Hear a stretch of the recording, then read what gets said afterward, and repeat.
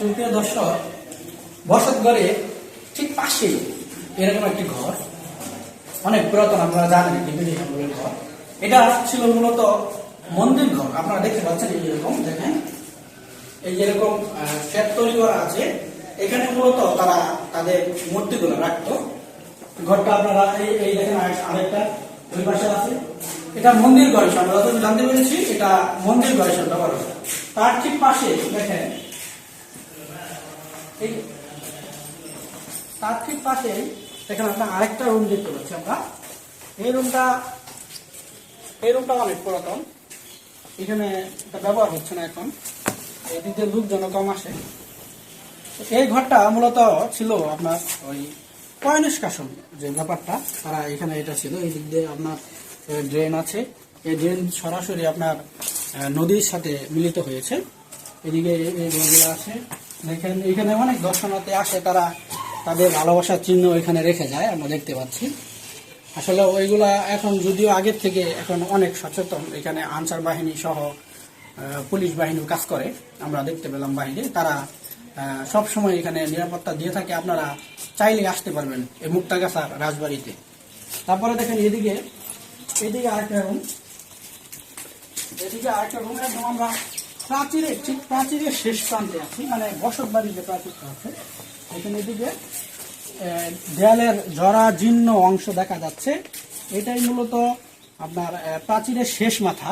আর এরপরে যে আপনারা অংশটুকু দেখতে পাচ্ছেন, এটা এখন বাংলাদেশ পুলিশ বাহিনীর ক্যাম্প হিসাবে বর্তমানে মুক্তাগাছা এই জায়গাটুকু তারা নিয়েছে।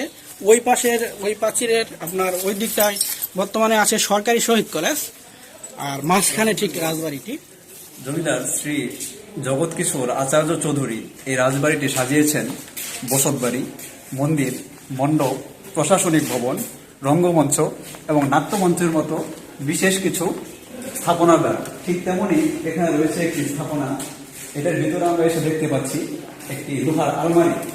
আমার দেখে মনে হচ্ছে এটি প্রশাসনিক ভবনের একটি অংশ হিসেবে ব্যবহৃত হতো। আর ঠিক এই আলমারিটি বা এরকম আরো অনেকগুলো আলমারি ছিল, যেগুলোর ভিতরে অতীব গুরুত্বপূর্ণ নথিপত্র রাখা হতো। এখন দর্শক, রাজবাড়ির মূল ভবন থেকে একটু বাহিরে চলে আসছি, চলেন আপনাদেরকে দেখাই। এদিক দিয়ে আসলে মূলত ওই উপরে ওঠার সিঁড়ি, খুব চিকন এবং সরু সিঁড়ি নিখুঁতভাবে তৈরি করা হয়েছে, সেটা আপনাদেরকে আমরা দেখাবো, চলেন। সিঁড়ির আগে এখানে ছোট ছোট ঘর দেখা যাচ্ছে এবং এই ঘরগুলো রয়েছে একাধিক দরজা, যেগুলো রাজারা তাদের সুবিধার্থে ব্যবহার করত। এবং আপনাদেরকে সিঁড়ি দেখাই আমরা। এই হচ্ছে রাজবাড়িতে ওঠার দ্বিতীয় তলায় ওঠার সিঁড়ি, যা খুবই সরু এবং মসৃণ। সিঁড়ি দিয়ে ওঠার সময় আপনারা খেয়াল করবেন কিছু কিছু ছোট ছোট খুব রয়েছে, আর এই খুবগুলো দিয়ে তারা বাহিরের পরিস্থিতি পর্যবেক্ষণ করত এবং তারা ওই সিঁড়ি দিয়ে ওঠার সময় দেখতো তাদের কোনো ওই শত্রু আক্রমণ করার কোনো সম্ভাবনা আছে কিনা, এই জন্য তারা এই ছোট ছোট খুবগুলা ব্যবহার করত। সুতরাং প্রত্যেক সিঁড়ির প্রত্যেকটি ধাপেই এক একটা ছোট ছোট খুব রয়েছে, এগুলো দিয়ে আসলে বাইরে খুব স্পষ্টভাবে দেখা যাচ্ছে। চলেন আপনাদেরকে আমরা ছাদে নিয়ে যাই। ছাদে ওঠার পর আমরা এখানে একটি জায়গা দেখতে পাচ্ছি, যা বসার মতো একটি জায়গা।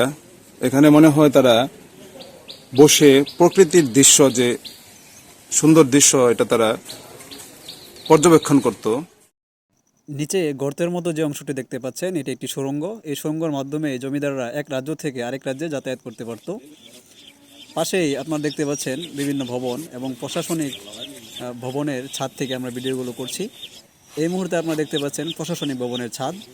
এক ছাদ থেকে অন্য ছাদে যাওয়া যায়, যদিও এটা খুবই রিস্কি, তারপরেও দেখেন আপনারা এদিক দিয়ে আসলে যাওয়ার মতো। ছাদ থেকে আপনারা এখন যে দৃশ্যগুলো দেখতে পাচ্ছেন, এগুলো হচ্ছে জমিদারের বিভিন্ন স্থাপনা। এগুলো এখন সংস্কারের অভাবে প্রায় ভেঙে পড়ছে।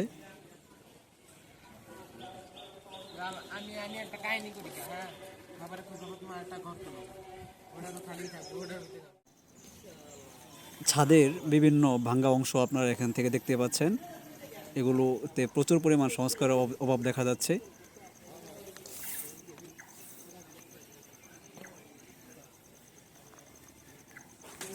দর্শক, ছাদ থেকে নেমে আমরা একটি রুমে প্রবেশ করলাম।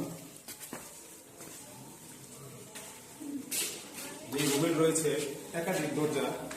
আপনারা চাইলে যে কোনো দরজা দিয়ে প্রবেশ করতে পারবেন এবং বের হতে পারবেন।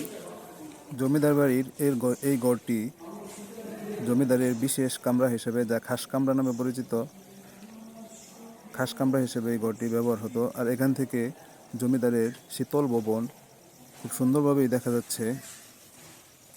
এটি প্রায় 300 বছর আগেও শীতাতপ নিয়ন্ত্রিতভাবে জমিদার তার নিজের জন্য তৈরি করেছিলেন। আমরা এখন আছি প্রাসাদের প্রায় শেষ প্রান্তে।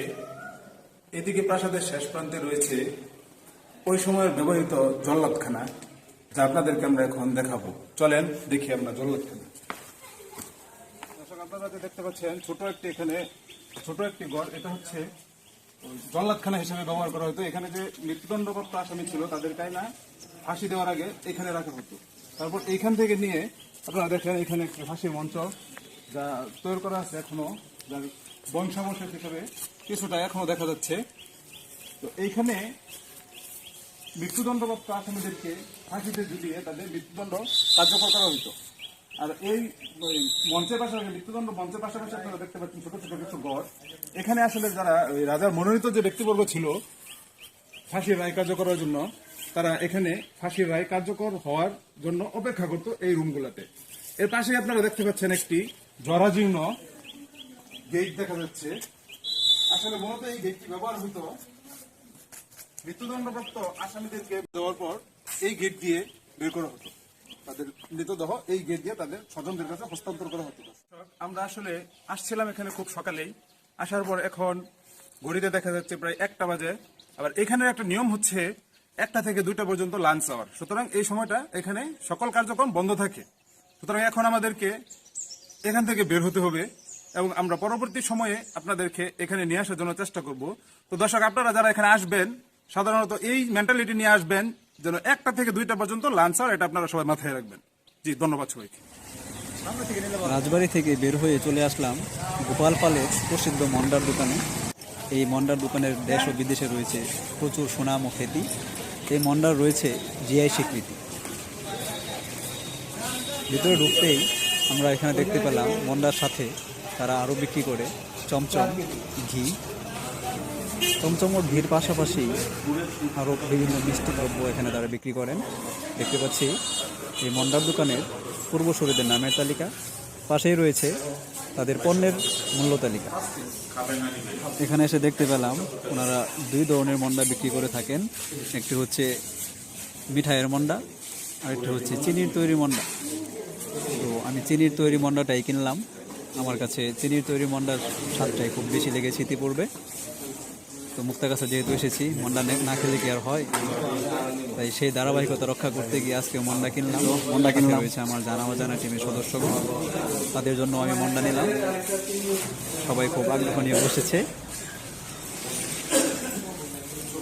এখানে মন্ডা কিনে বসে খাবারের সুব্যবস্থা রয়েছে পানির ব্যবস্থা। পরিবেশটি খুবই পরিষ্কার এবং পরিচ্ছন্ন, মনোরম। সম্পূর্ণ ভিডিওটি দেখার জন্য আপনাদেরকে অত্যন্ত ধন্যবাদ।